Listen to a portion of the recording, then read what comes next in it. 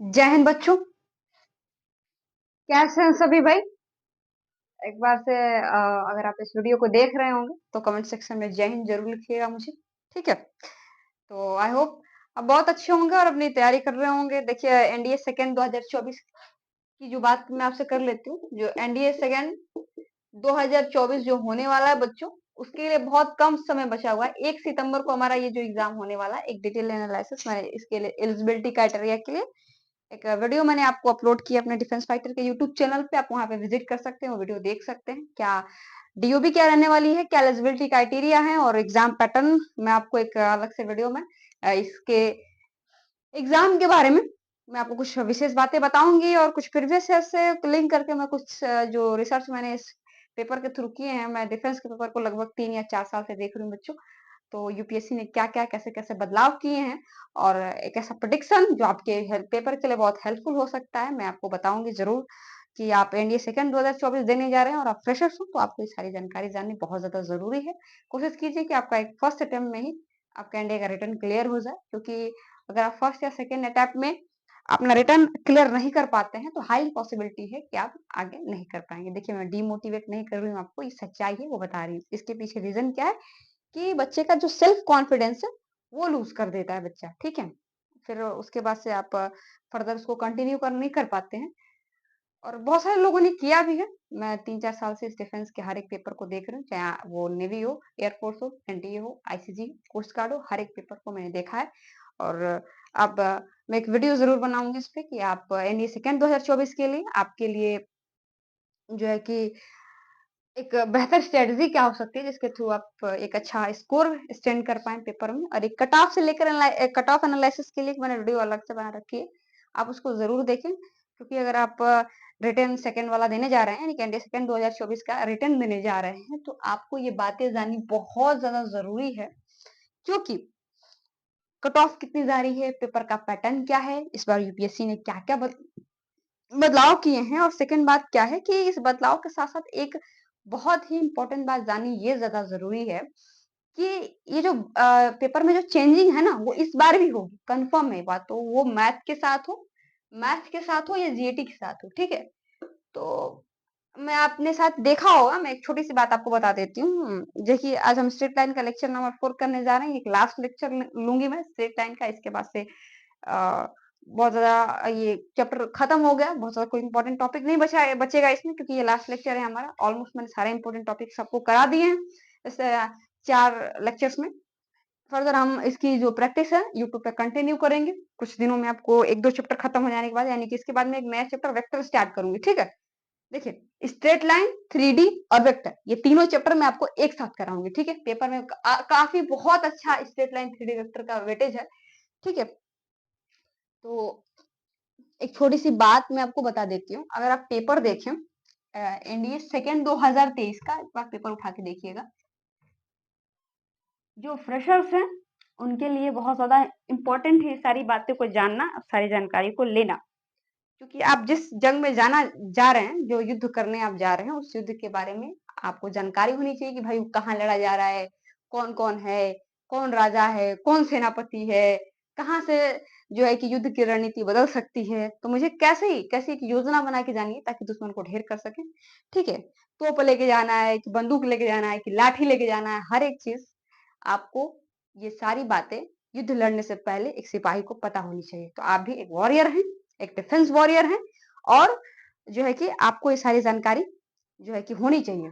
तो मैं आपको एक कंप्लीट डिटेल वीडियो बताऊंगी इस पे, कुछ दिनों में आपको देखने को मिलेगी हमारे यूट्यूब चैनल पे। तो आप हमारे यूट्यूब चैनल से जुड़े रहिए, ठीक है। बाकी का ये जो स्ट्रेट लाइन का 4 लेक्चर है वो मैं अभी कंटिन्यू करने जा रही हूँ। उससे पहले एक छोटी सी बात, आपने एनडीए सेकेंड यानी कि एनडीए सेकेंड जो है 2023 का पेपर देखा होगा। हर बार की पेपर की तुलना में पेपर काफी इजी देखने को आया था, ठीक है। उसके बाद से अब मैं बात कर लेती हूँ आपसे एनडीए फर्स्ट 2024 के बारे में। मैं हंस क्यों रही हूँ, उसके पीछे रीजन क्या है कि ये पेपर थोड़ा इजी देखने को मिला, यानी कि इजी टू मॉडरेट था। और जो ये एनडीए 2024 का पेपर था ना बच्चों, ये मॉडरेट टू टफ पेपर था। मतलब मैं आपको बता दूं कि ये पेपर देखने के बाद मुझे क्या लगा कि भाई अब एनडीए कोई अरा गरा छोटा मोटा एग्जाम नहीं रहा, काफी बहुत अच्छा पेपर हो गया है, इसका लेवल हो गया इसके पेपर का। यूपीएससी ने जैसे इसमें क्वेश्चन डिजाइन किए, देखिए अब एनडीए सेकंड 2024 की कुछ प्रेडिक्शंस मैं आपसे बता देती हूँ। देखिए बात क्या है कि यूपीएससी जो है वो तो इजी क्वेश्चन भी पूछ सकता है और हार्ड क्वेश्चन भी पूछ सकता है। स्टूडेंट की स्ट्रेटेजी क्या होनी चाहिए, ये सारी बातें आपको पेपर में जाने से पहले जानी बहुत ज्यादा जरूरी है। तो आप एक हमारे यूट्यूब चैनल के माध्यम से जुड़े रहिए और मैं आपको ये जानकारी एक वीडियो के माध्यम से दूंगी या फिर फर्दर मैं आपको आगे बताऊंगी कि क्या करना चाहिए आपको एनडीए सेकंड 2024 के लिए, ताकि एक अच्छा स्कोर आप पेपर में कर सकें। ठीक है, तो मैं आपको स्ट्रेट लाइन का लेक्चर नंबर 4 जैसा कि मेरा स्टार्ट हम कर रहे हैं वो करने जा रही हूँ। ठीक है, चलिए तो हमारा जो टॉपिक है बच्चों वो हम स्टार्ट करते हैं। हमारा टॉपिक है आज डिस्टेंस बिटवीन, सबसे पहला टॉपिक है डिस्टेंस बिटवीन पैरेलल लाइंस। क्या? Distance between parallel line. ठीक है, पैरेलल लाइन के बीच में डिस्टेंस क्या है वो समझिएगा, मतलब डिस्टेंस का फॉर्मूला क्या है। देखिए एक ये लाइन है और एक ये लाइन है, दोनों लाइन पैरेलल है, तो इसकी इक्वेशन क्या होगी और इसकी इक्वेशन क्या होगी। देखिए इससे पहले के लेक्चर यानी आई थिंक मुझे लगता है लेक्चर नंबर 2 या 3 में मैंने आपको एक छोटी सी बात बताई होगी कि आप पैरेलल लाइन का इक्वेशन, पैरेलल लाइंस का इक्वेशन कैसा लिखते हैं। ठीक है, देखिए मैं लिख के बता भी देती हूँ, दोनों लाइन का मैं यहाँ नहीं यहाँ लिख देती हूँ। ठीक है, ax plus B Y plus C one बराबर 0 और ax plus B Y plus C two बराबर 0, ये जो है पैरेलल लाइंस की इक्वेशन होती है। कैसा होती है देखिए ध्यान से सुनिएगा। पैरेलल लाइन में मैं फिर से बता देती हूँ, ये जो x और y के जो कोफिशिएंट होते हैं ना वो बराबर होते हैं। देखिए मतलब ये जो ये वाला पूरा टर्म है, ये वाला पूरा टर्म दिख रहा है, ये वाला इस वाले पूरे टर्म से क्या होगा, बराबर होगा। सिर्फ डिफरेंट क्या होगा, C1 C2, क्या बदलेगा, C1 C2। ठीक है, तो मुझे इन दोनों के बीच में डिस्टेंस को मेजर करना है कि इन दोनों के बीच में डिस्टेंस क्या होगी। तो ध्यान से सुनिएगा, डिस्टेंस फॉर्मूला क्या कहता है। मैं डिस्टेंस को d बना देती हूँ। d क्या है, देखिए C1 माइनस का C2, क्योंकि ये डिफरेंस है इसमें, ये सिर्फ यही डिफरेंट है। ठीक है, तो C1 माइनस का C2, C1 माइनस का C2 अपॉन में अंडर रूट में a स्क्वायर प्लस का b स्क्वायर, ये मेरा डिस्टेंस का फॉर्मूला है। आप इसे लर्न करें, याद करें, पेपर में पूछने को मिलता है आपको, पेपर में देखने को मिलेगा ये सारा चीज आपको। ठीक है, अब मैं इस पे एक आपको क्वेश्चन करा देती हूँ कि कैसे आप समझेंगे इस चीज को, क्या क्या जो है कि ये फॉर्मूला का यूज कैसे करना है। देखिए एक काम करते, मैं यही लिख देती हूँ, मिटाती नहीं हूँ, मैं यही लिख देती हूँ। ठीक है,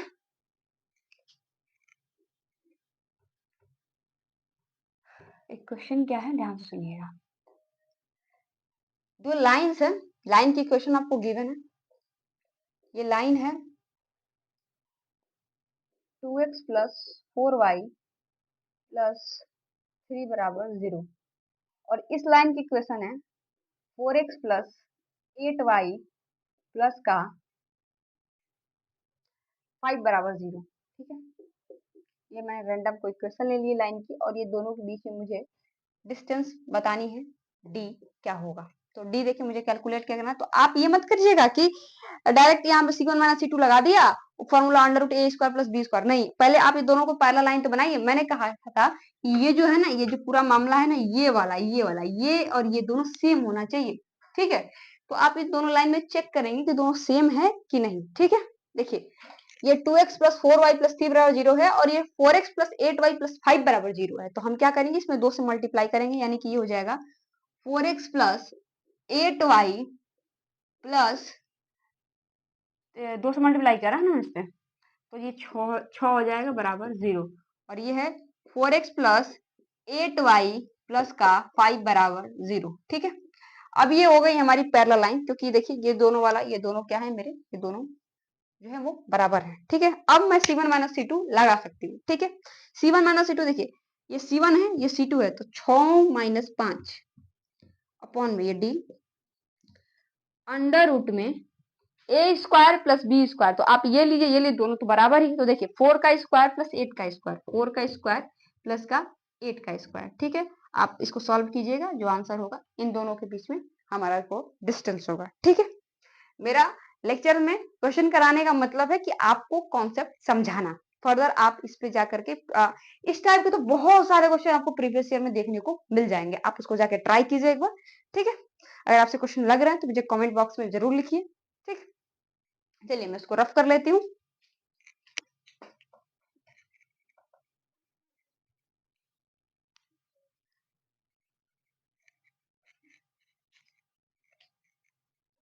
इसके जो नेक्स्ट लेक्चर में बच्चों हम वेक्टर को स्टार्ट करेंगे, क्योंकि जैसा कि मैंने आपको बताया कि ये जो लेक्चर है हमारा स्ट्रेट लाइन का आखिरी लेक्चर है, ठीक है। तो आप इसके पीवाईक्यू लगाना जरूर सॉल्व कीजिए। देखिए पीवाईक्यू तो मैं लगवा दूंगी, तो आपको वो कॉन्फिडेंस नहीं आएगा जब आप खुद से पीवाईक्यू नहीं लगाएंगे। मतलब कि अगर मान लीजिए कोई क्वेश्चन आता है, जैसे मान लीजिए वो एनडीए 2024 का क्वेश्चन है, ठीक है। अब उसको मैं सॉल्व करा देती हूँ, तो आपको क्या लगेगा कि वो तो टीचर ने सॉल्व करा है, आपने खुद थोड़ी किया है। तो जब आप उसे खुद करेंगे तो आपके अंदर एक अलग लेवल का कॉन्फिडेंस जो है कि बिल्ड होगा कि अरे मुझसे भी प्रीवियस ईयर बनना, यानी कि पेपर में क्वेश्चन आएंगे तो मैं खुद से कर लूंगा, ठीक है। अगर मैं पढ़ा रही हूँ, मैं यहाँ क्वेश्चन करा रही हूँ, तो मेरी प्रैक्टिस हो रही है ना कि आपकी। तो आपको प्रैक्टिस करनी है, आपको कलम चलानी है, आपको कलम घिसनी है। जब तक आप कलम नहीं चलाएंगे, जब तक आप कलम नहीं घिसेंगे, तब तक आपका रिजल्ट नहीं होगा, ठीक है। तो चलिए स्टार्ट करते हैं। अब जो मेरा नेक्स्ट टॉपिक क्या है बच्चों, देखिए ट्राइंगल का एरिया मैंने जैसा कि आपको बता दिया है। अब मैं आपको बताऊंगी एरिया ऑफ पैरेललोग्राम, ठीक है। एरिया ऑफ, अच्छा, जो पैरेललोग्राम का एरिया जो है ना, वो मैं आपको वेक्टर में भी पढ़ाऊंगी, ठीक है। एक काम करती हूँ, मैं इसको शॉर्टकट में लिख देती हूँ पैरेललोग्राम, इतना टाइम लिखने में वेस्ट नहीं। एरिया ऑफ पैरेललोग्राम, ठीक है। देखिए ध्यान से सुनिएगा, मेरा एक प्यारा सा ये पैरेललोग्राम है, स्वीट, अच्छा सा प्यारा सा मैं पैरेललोग्राम बना लेती हूँ, ठीक है। ये पैरेललोग्राम तो लग ही रहा होगा आई थिंक। देखिए पैरेललोग्राम के बारे में मैंने फर्स्ट लेक्चर में आपको बताया था कि पैरेललोग्राम क्या होता है, ठीक है। तो अगर आपको पता हो कुछ कुछ बातें इसके बारे में पता होगी कि इसकी जो आमने सामने की जो साइड्स होती हैं, थोड़ा टेढ़ा बन गया था, मैं एक बार फिर से बना लेती हूँ। अरे यार, आज लगता है ये ना बनने का कसम खाया हुआ है। बनेगा ये, देखिए।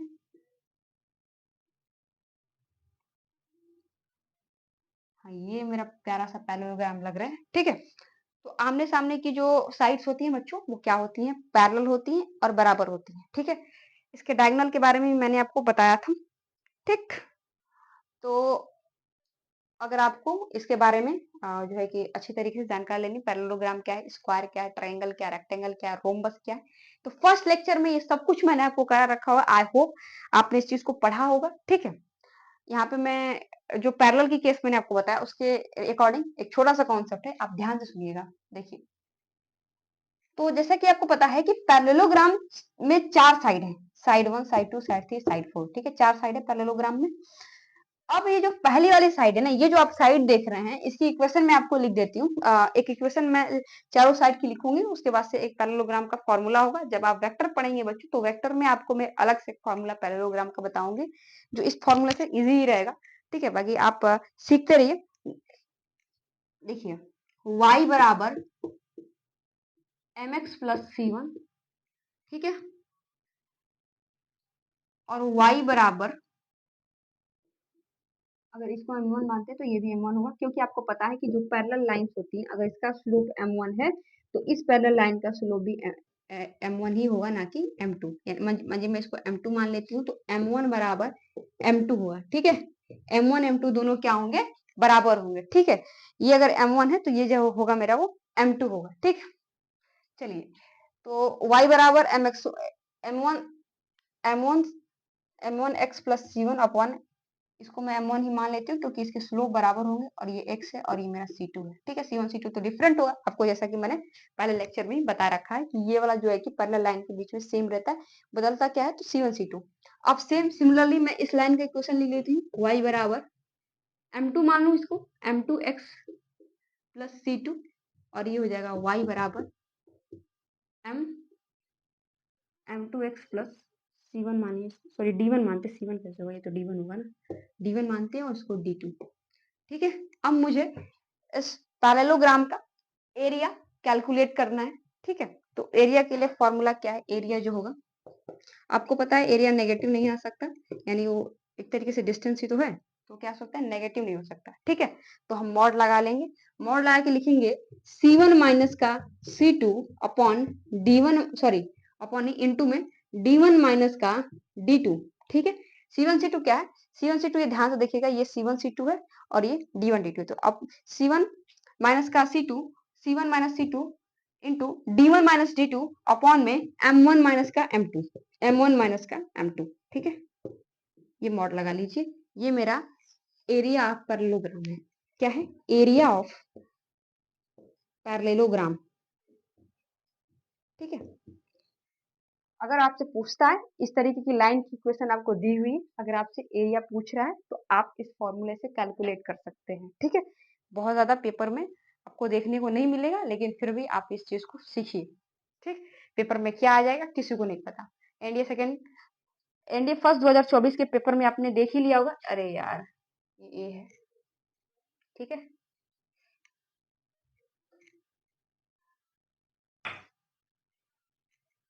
तो मैं इसको रफ कर लेती हूँ और मैं बताती हूँ इसका अगला कॉन्सेप्ट क्या है।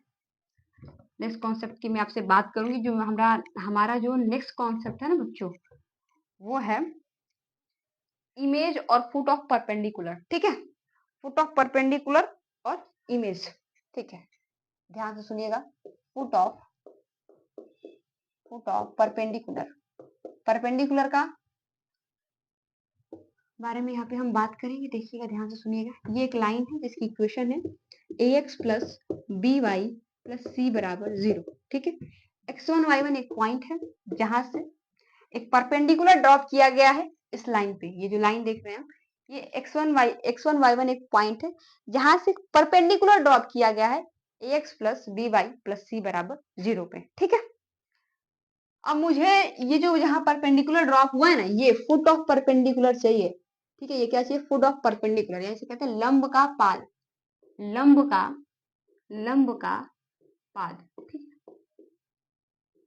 यही होता है बच्चों फुट ऑफ परपेंडिकुलर। ठीक है, तो देखिए x1 y1 से एक परपेंडिकुलर ड्रॉप किया मैंने इस लाइन पे, तो फुट ऑफ परपेंडिकुलर का जो फॉर्मूला होता है वो क्या होता है? ध्यान से सुनिएगा। x minus x1 by A बराबर y minus y1 by B equals to minus ax1 plus by1 plus C बटे में ए स्क्वायर प्लस का बी स्क्वायर। ये मेरा फुट ऑफ परपेंडिकुलर का फॉर्मूला है। बहुत ज्यादा इंपॉर्टेंट है बच्चों, बहुत सारी प्रॉब्लम्स आपको देखने को मिलेंगी पीवाईक्यू में, हो सके आपके पेपर में भी पूछ लिया जाए, तो आप इसको याद कीजिएगा। ठीक है, इससे मैं एक क्वेश्चन करा देती हूँ आपको, ताकि ये कॉन्सेप्ट आपको बहुत अच्छे से समझ में आ जाए। ये कहना क्या चाहता है, फुट ऑफ परपेंडिकुलर है क्या, क्योंकि क्वेश्चन के माध्यम से आप बहुत जल्दी चीजों को सीखते हैं। ठीक है, तो ध्यान से सुनिएगा, समझने का कोशिश कीजिएगा कि भाई फुट ऑफ परपेंडिकुलर है क्या। ठीक है, एक क्वेश्चन मैं आपको यहीं पे करा देती हूँ फुट ऑफ परपेंडिकुलर का। ध्यान से सुनिए। देखिए, कोई पॉइंट है, कोई पॉइंट है 3,4, चलिए 3,4 एक पॉइंट मान लेते हैं, और ये एक लाइन है जिसकी इक्वेशन दी हुई है मुझे 2x प्लस वाई बराबर 2x प्लस वाई बराबर वाई प्लस लिख लेते हैं 3 बराबर 0।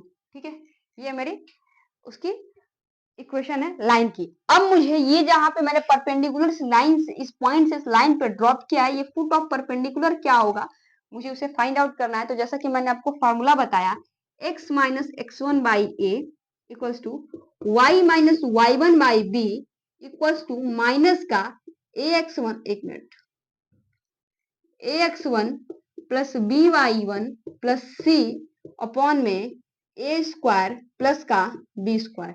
ठीक है, अब ध्यान से सुनिएगा। x1 y1 मैंने क्या बताया था? यही तो बताया था, ये x1 है और ये क्या है? y1 है। ठीक है, x1 y1 पॉइंट को इस लाइन में मुझे डालना है, इस x1 y1 पॉइंट को इस लाइन में मुझे डालना है। ठीक है, इस वाले में। अब देखिए ध्यान से सुनिएगा, x माइनस x1 क्या है? 3, और a क्या है? ए इस लाइन का जो 2 के साथ मल्टीप्लाई में लिखा गया है वही क्या होता है, ए होता है। ठीक है, तो ये 2 बराबर y माइनस y1 क्या है 4 और b क्या है 1।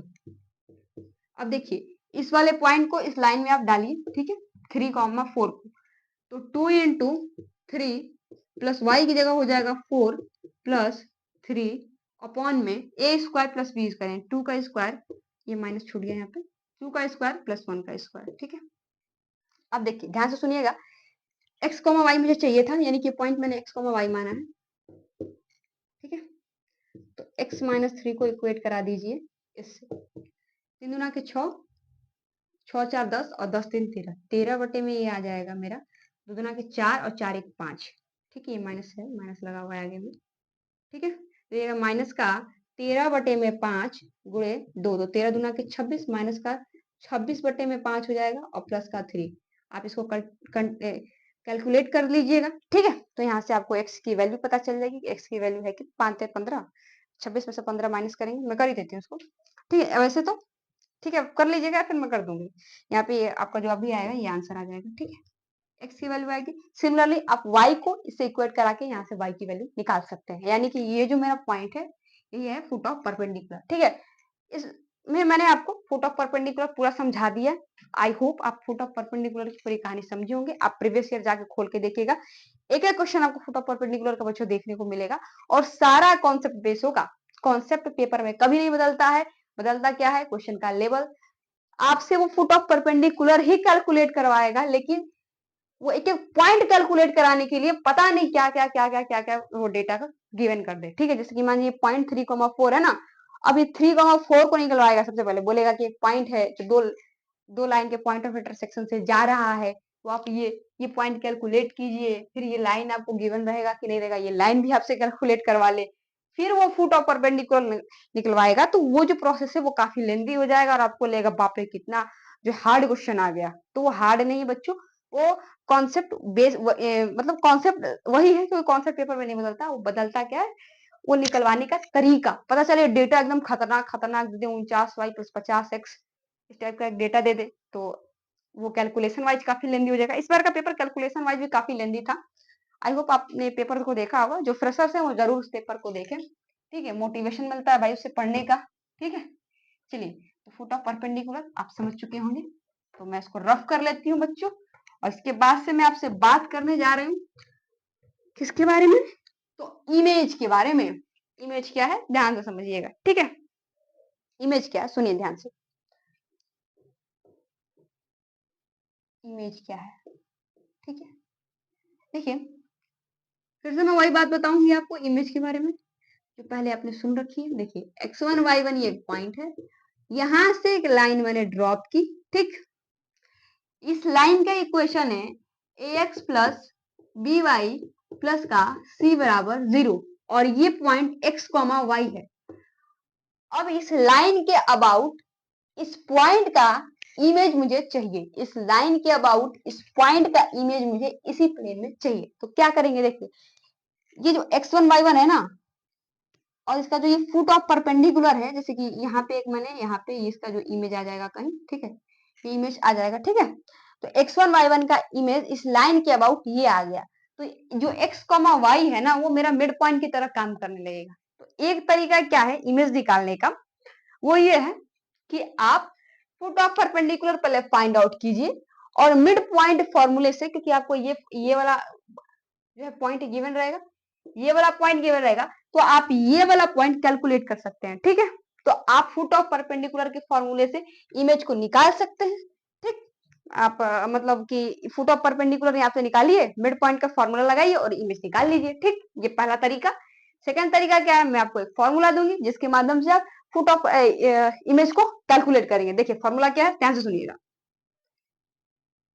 x minus x1 by a y minus y1 by b minus का 2 ax1 plus by1 plus c upon में a square plus b square.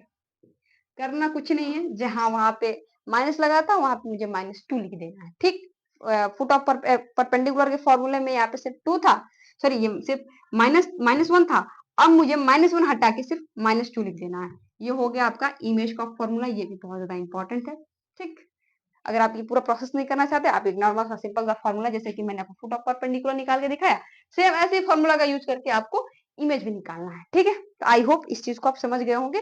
और प्रीवियस ईयर एक एक टॉपिक में बच्चों, एक एक जो कॉन्सेप्ट मैंने आपको कराया ना, एक एक कॉन्सेप्ट पे आपको प्रीवियस ईयर में क्वेश्चन देखने को मिलेंगे। आप जाके प्रीवियस ईयर जरूर से जरूर ट्राई कीजिए। ठीक है,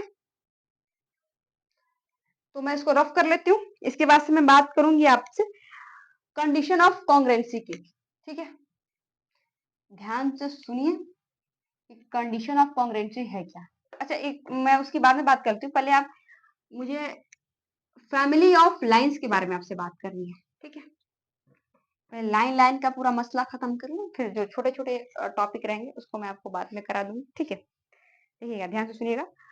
family of straight line, family of straight line.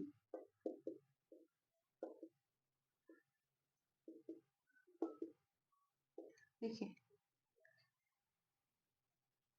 Family of straight line का मतलब क्या है, ध्यान से सुनिएगा।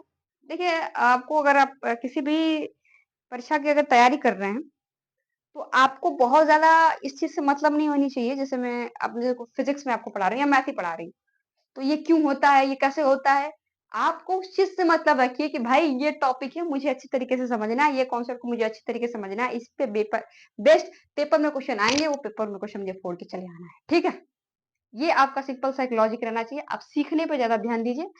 ठीक है, और क्वेश्चन लगाने में दिमाग लगाइए, फालतू चीजों पे नहीं, क्वेश्चन लगाने में दिमाग लगाइए, सीखने पे ध्यान दीजिए। और इसको बेकायदे इसके नोट्स बनाइए, और आप इसको क्या कीजिए, लर्न कीजिए, रोज रोज उठिए, सुबह सुबह रिवीजन कीजिए। रिवीजन का सबसे अच्छा तरीका है, आप जब भी सो के उठते हैं, तो आप कुछ भी है, अगर आप जीएटी को रिवीजन कर रहे हैं या फिर आप मैथ्स को रिवीजन कर रहे हैं, आप सोचते हैं बच्चे मैथ में क्या रिवीजन करें, आप इसके जब नोट्स प्रॉपर बनाएंगे ना बच्चों, उसके बाद से आप उसको रोज सुबह सुबह उठ के छोटे छोटे फॉर्मूला को देखिए, क्योंकि पेपर के एक एक 15 दिन पहले आपको याद आएगा, अरे भाई फॉर्मूला भी था। ठीक है, और जब आप क्वेश्चन करने जाते होंगे, फॉर्मूला भूल जाते होंगे, और आपके पास समय कम है, आप क्वेश्चन बहुत ज्यादा क्वेश्चन कर नहीं सकते किसी एक चैप्टर के। ठीक है, तो आप कोशिश कीजिए कि मैं अंदर से फॉर्मूला धीरे धीरे दे। पहले क्या होता था कि जब हम 11th 12th में पढ़ते थे, तो हमारे पास बहुत समय होता था, एक एक टॉपिक पे हम 20-20 क्वेश्चन करते थे। ठीक, और उस क्वेश्चन के माध्यम से हम उस फॉर्मूला को याद कर लेते थे। तो वो समय अब बहुत कम रहा, क्योंकि हमें बाकी सारे चैप्टर्स को भी करना है, और ये भी पहला चैप्टर चल रहा है, तो आपको लग रहा होगा कि अरे याद हो जाएगा, इसमें कौन सी बड़ी बात है। जब आपके पास 4-5 चैप्टर आ जाएंगे, तो आपको संभालना मुश्किल हो जाएगा। और मैथ्स में तो वैसे ही बहुत सारे चैप्टर हैं। ठीक है, बाकी मैथ्स ही नहीं है, आपको जीएटी में बहुत अच्छा करना है, बहुत अच्छा करना है बच्चों, क्योंकि आप पेपर में फेल हो सकते हैं जीएटी की वजह से। पहले एक सिर्फ कारण होता था मैथ, अब जीएटी भी है। तो आप ध्यान दीजिए, क्योंकि वो स्कोरिंग है, और इसमें मुझे सिर्फ कट ऑफ क्लियर करनी है। इस बार की जैसे कट ऑफ रही, वो 60 नंबर रही है। ठीक है, तो 60 नंबर लाना भी बहुत ज्यादा टफ हो गया है बच्चों के लिए, तो आप इस चीज को ध्यान में रखिए। चलिए, मैं आपसे बात कर लेती हूँ फैमिली ऑफ लाइंस की। अच्छा, उससे पहले एक छोटी सी बात मैं आपको बता दूं, अगर y बराबर mx इस टाइप की आपको लाइन दिखती है, जिसमें कि c 0 है मेरा, ठीक है, तो ये लाइन आपको दिखेगी कि ओरिजिन से पास हो रही है। किससे पास हो रही है बच्चों, ओरिजिन से पास हो रही है। ठीक है, क्यों पास हो रही है, मैं आपको एक कारण बताती हूँ, देखिए ध्यान से। अगर मेरी कोई भी लाइन है, ax plus B Y plus C बराबर 0, ये मेरी लाइन है। ठीक है, अब ओरिजिन तो यही है ना। अब कोई भी लाइन अगर ओरिजिन से पास करेगी, देखिए ओरिजिन से पास कर रही है, तो 0 0 को जरूर से जरूर सेटिस्फाई करेगी, 0,0 को जरूर से जरूर सेटिस्फाई करेगी। करेगी कि नहीं करेगी, अब 0 0 इसमें रख के देखिए, इसमें भी 0 पुट कीजिए, इसमें भी 0 पुट कीजिए, तो सी बराबर 0 हो जाएगा कि नहीं हो जाएगा। तो आपको एक बात पता चली कि कोई भी लाइन अगर ओरिजिन से पास कर रही है, किससे पास कर रही है, ऐसे है, कैसे भी है, अगर कोई भी लाइन है ओरिजिन से पास कर रही है, तो c बराबर 0 होगा। देखिए इसमें c से 0 है, तो y बराबर mx टाइप की जो लाइन होगी ना बच्चों, वो ओरिजिन से पास करेगी। किसे, पासिंग थ्रू ओरिजिन। अच्छा, मैं क्योंकि मुझे मिटाना ही है, वैसे लिखने की जरूरत नहीं है। ठीक है, रहने देते हैं, ये छोटा सा आपको बताना था, हालांकि आपने छोटी क्लास में उसके बारे में पढ़ा होगा, फिर मुझे लगा कि बता देना चाहिए। ठीक है, अब फैमिली ऑफ लाइंस के बारे में बात कर लेती हूँ आपसे। ये बड़ा इंपॉर्टेंट सा टॉपिक है, और पेपर में आपको देखने को मिलता है, इसे क्वेश्चन भी देखने को मिलते हैं। देखिए, अगर दो लाइन है, इसके पॉइंट ऑफ इंटरसेक्शन से, किससे बच्चों, इसके पॉइंट ऑफ इंटरसेक्शन से, अगर ये पॉइंट ऑफ इंटरसेक्शन है, पॉइंट ऑफ इंटरसेक्शन क्या होता है ये भी मैंने आपको पिछले लेक्चर में बता रखा है। जो पॉइंट ऑफ इंटरसेक्शन है, इससे अगर कोई भी लाइन पास कर रही है, अगर मुझे उस लाइन का इक्वेशन लिखना है, देखिए दो लाइन के पॉइंट ऑफ इंटरसेक्शन से एक तीसरी लाइन पास कर रही है, दो लाइन के पॉइंट ऑफ इंटरसेक्शन से एक तीसरी लाइन पास कर रही है, तो उस लाइन की जो इक्वेशन होगी वो क्या होगी, L1 plus lambda time L2 बराबर 0। ठीक है, L1 plus lambda times L2 बराबर 0, ये उस लाइन की इक्वेशन है। अब सवाल ये होता है कि ये लैम्डा क्या है और ये लैम्डा आएगा कैसे, लैम्डा एक स्केलर है और ये लैम्डा कैसे फाइंड आउट करेंगे, तो उस क्वेश्चन में आपको कंडीशन गिवन होगी बच्चों, जिससे कि आप लैम्डा को फाइंड आउट करेंगे। ठीक है, अगर भी कोई भी लाइन के पॉइंट ऑफ इंटरसेक्शन से एक तीसरी लाइन पास कर रही है, तो उस तीसरी लाइन का इक्वेशन होगा L1 plus lambda time L2 बराबर 0। ठीक है, जब हम अपना प्रैक्टिस बैच स्टार्ट करेंगे, उसमें बहुत सारे क्वेश्चन में एक एक टॉपिक वाइज क्वेश्चन आपको कवर कराऊंगी, एक एक छोटा से छोटा कॉन्सेप्ट आपको क्लियर हो जाएगा। कॉन्सेप्ट तो आपको इसी में क्लियर हो जा रहा होगा, मतलब जब हम प्रैक्टिस करेंगे बच्चों, तो उस प्रैक्टिस सेशन में आपको क्योंकि क्वेश्चन के माध्यम से बच्चा थोड़ा सा ज्यादा सीखता है, तो मैं कोशिश करती हूँ कि इसमें मैं आपको एक तो एग्जाम्पल कराती रहूँ। ठीक है, बहुत सारा एग्जाम्पल मैं आपको प्रैक्टिस सेशन में ही लेकर के आऊंगी। ठीक है, एक पूरा प्रैक्टिस सेशन जो आएगा, अभी तो हम नेवी वाला स्टार्ट कर रहे हैं क्योंकि नेवी का नोटिफिकेशन आ चुका है, बहुत सारा एग्जाम भी होने वाला है, तो नेवी का प्रैक्टिस सेशन 4 से 5 दिनों में आपको देखने को मिलेगा। ठीक है, और एक दो चैप्टर हो जाने के बाद में हम एनडीए का प्रैक्टिस सेशन भी स्टार्ट करेंगे। ठीक है, चलिए तब तक मैं इसको रफ कर लेती हूँ। आई होप आप इस पूरे कॉन्सेप्ट को अच्छी तरीके से समझे होंगे। ठीक है, अब पोजीशन ऑफ पॉइंट के बारे में आपसे बात करती हूँ। देखिए पोजीशन ऑफ पॉइंट क्या है, ध्यान से सुनिएगा।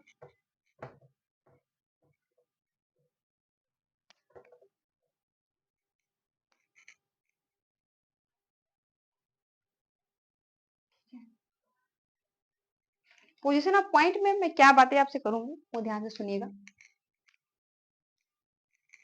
पोजीशन ऑफ पॉइंट,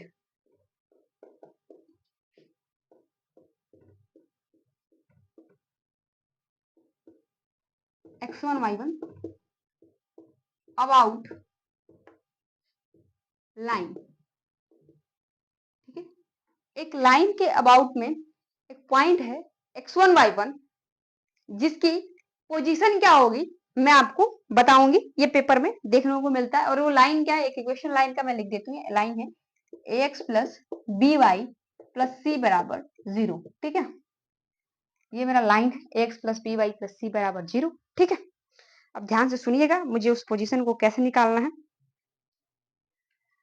तो देखिए एक लाइन में बना लेती हूँ। कंडीशन क्या क्या हो सकती है, कंडीशन नंबर फर्स्ट है,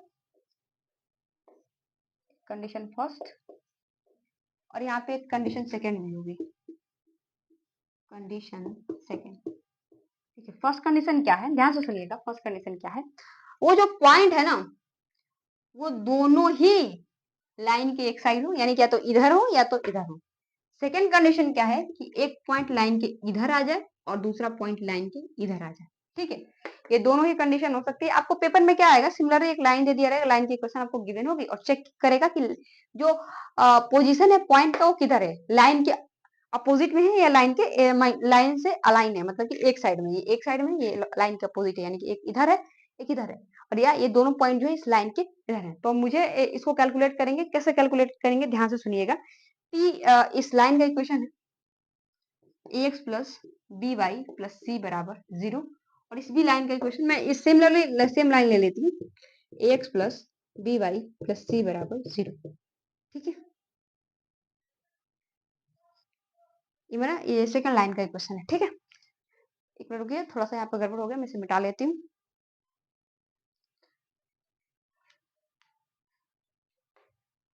अलाइन करके दोनों साइड में बना देती हूँ। ये पॉइंट है x1 y1 और ये पॉइंट है x2 y2। ठीक है, इस दोनों पॉइंट को मुझे इस लाइन में पुट करना है। देखिए कैसे करेंगे, x1 plus B Y one plus C into ax2 plus by2 plus C, अगर एक मिनट,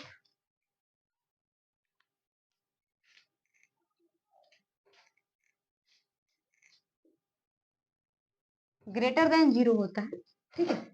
अगर ax1 plus by1 plus C into ax2 plus by2 plus C अगर ग्रेटर देन 0 है, इसको मैं t मान लेती हूँ, ठीक है, ये t इज ग्रेटर देन 0 है, तो ये जो लाइन होगी वो सेम साइड में होगी, सॉरी ये जो पॉइंट होंगे वो सेम साइड में होंगे, किसमें होंगे बच्चों, सेम साइड में होंगे। लेकिन अगर ax1 प्लस का by1 plus C dot ax2 ax1 plus by2 ax2 plus by2 plus C is less than 0, इसको भी मैं t मान लेती हूँ। अगर ये t इज लेस देन 0 तो ये जो है अपोजिट साइड में होगा, किसमें, अपोजिट साइड में होगा, ठीक है। आई होप इस चीज को आप समझे होंगे कि अगर t अगर ग्रेटर देन 0 है तो ये जो लाइन होंगे, ये जो पॉइंट होगा इस लाइन के अबाउट सेम साइड में रहेगा, और t अगर लेस देन 0 है यानी कि नेगेटिव आ जाता है तो ये अपोजिट साइड में होंगे, ठीक है। अब इस पे बेस्ट एक क्वेश्चन मैं आपको कराऊंगी जिससे ये पूरा ये दोनों मामला जो है आपको क्लियर हो जाएगा, ठीक है। इसको फिलहाल के लिए मैं रफ कर लेती हूँ, ध्यान से आप सारे कॉन्सेप्ट को समझते जाइएगा, ठीक है। और इसे नोट डाउन जरूर करते जाइएगा मेरे साथ साथ, जैसे जैसे मैं लिख रही हूँ वैसे वैसे आप इसको नोट डाउन कीजिए, इसको रोज छोटे छोटे फॉर्मूला है उसको रिवीजन कीजिए, ठीक है। चलिए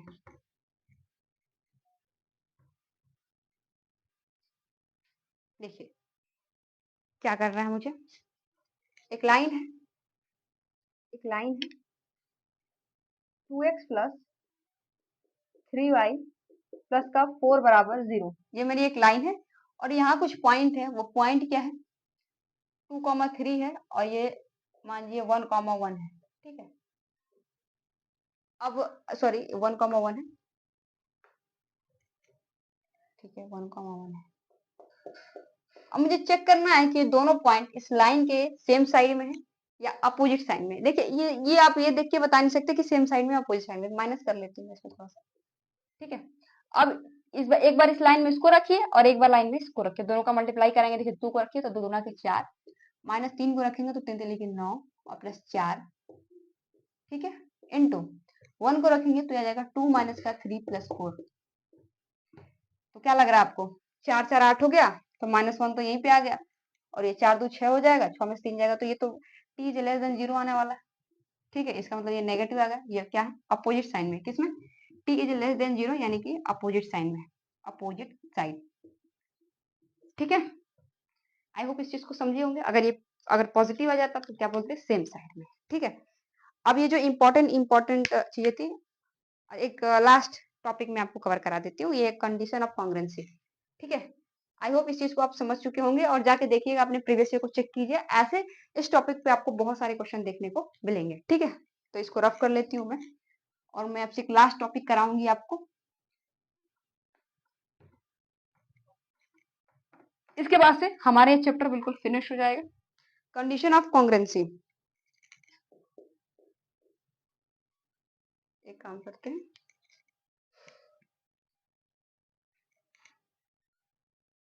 मैं डायरेक्ट लिख रही थी क्योंकि समय बहुत कम है हमारे पास। देखिए ध्यान से सुनिएगा, अगर दो अगर लाइन है उसके पॉइंट ऑफ इंटरसेक्शन से एक तीसरी लाइन पास कर रही है तो इसे हम कहेंगे कंडीशन ऑफ कॉन्ग्रुएंसी, इसे कहते हैं संगामी रेखाएं, मतलब कि दो लाइन के पॉइंट ऑफ इंटरसेक्शन से एक तीसरी लाइन पास कर रही है, इसे कहेंगे हम संगामी रेखाएं, कंडीशन ऑफ कॉन्ग्रुएंसी। तो अगर देखिए इस लाइन 1 जो है इसका इक्वेशन है a1x plus b1y plus c बराबर 0, c1 लिख देती हूँ, c1 लिख देती हूँ, ठीक है। a1x plus b1y plus c1 बराबर 0, इस लाइन का इक्वेशन है a2x plus b2y plus c2 बराबर 0, और तीसरी लाइन का इक्वेशन है a3x plus b3y plus c3 बराबर 0, ठीक है। अब देखिए कंडीशन क्या है, अगर मुझे ये बताएं कि आप प्रूफ कीजिए कि तीनों लाइन जो है कि कॉन्ग्रुएंट है, तो क्या करेंगे, इसका एक डिटर्मिनेंट लेंगे इस तीनों लाइन का। देखिए ध्यान से सुनिएगा, A1 B1 C1, A2 B2 C2 और A3 B3 C3। Determinant solve कर अगर आपको आता है तो आप इसको इजीली कर पाएंगे। ठीक है, बराबर 0, ये है कंडीशन ऑफ कॉन्ग्रुएंसी। ठीक है, तो इससे आप फाइंड आउट कर सकते हैं। इसी के साथ हमारे स्ट्रेट लाइन का प्यारा सा चैप्टर खत्म होता है। ठीक है, आई होप एक कॉन्सेप्ट को आपने ध्यान से समझा होगा, और किसी भी तरीके की प्रॉब्लम है, किसी कॉन्सेप्ट में आपको दिक्कत है, तो आप मुझे नीचे कमेंट सेक्शन में लिख सकते हैं, वहां मैं आपके कमेंट जरूर पढ़ती हूँ। ठीक है, आप मुझे कमेंट करें। वीडियो से रिलेटेड कोई भी डाउट है, कोई भी क्वेश्चन आपको समझ में नहीं आ रहा है, तो आप मुझे भेज सकते हैं। ठीक है, और ये हमारा स्ट्रेट लाइन खत्म होता है आज के इस लेक्चर में। हम फर्दर कंटिन्यू करेंगे वेक्टर को। वेक्टर के बाद मैं 3D आपको पढ़ाऊंगी। ज्योमेट्री पढ़ाने के बाद से मैं आपको अलजेब्रा स्टार्ट करूंगी, क्योंकि ज्योमेट्री की प्रॉब्लम्स आपको अलजेब्रा में देखने को मिलेंगे। अगर आप कॉम्प्लेक्स नंबर पढ़ेंगे तो आपको उसमें आपको प्रॉब्लम देखने को मिलेंगी। तो उसमें मैं सीक्वेंस एंड सीरीज से स्टार्ट करूंगी। ठीक है, इसमें मैंने अभी स्ट्रेट लाइन करा दिया, फिर हम 4 से 5 लेक्चर लेंगे आपको वेक्टर का, और 5 लेक्चर 3D का। ठीक है, उसके बाद से मैं आपको सीक्वेंस एंड सीरीज स्टार्ट कर दूंगी, यानी कि अलजेब्रा स्टार्ट कर दूंगी, जो आपका 11th वाला चैप्टर है। ठीक है, आई होप आपको ये वीडियो अच्छी लगी होगी। ठीक है, तो इसी तरह के नेक्स्ट वीडियो में मतलब कि नेक्स्ट लेक्चर में मैं आपसे मिलूंगी, यानी कि इसके बाद से स्ट्रेट लाइन मेरा खत्म हो चुका है। अब मैं स्टार्ट करूंगी वेक्टर, वेक्टर के बाद से 3D।